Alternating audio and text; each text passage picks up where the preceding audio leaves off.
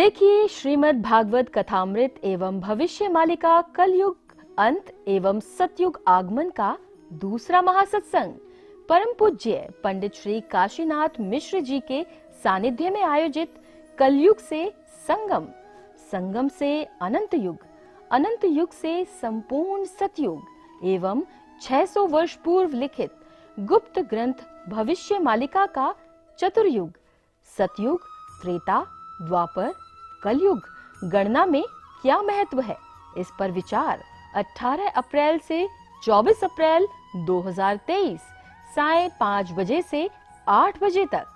स्थान गोकुल रसपान 4 रास्ता, शुकन road, Nicol, Ahmedabad, Gujarat. आयोजक व निमंत्रणकर्ता श्री द्वारका मंडल बैकुंठ धाम सेवाश्रम ट्रस्ट।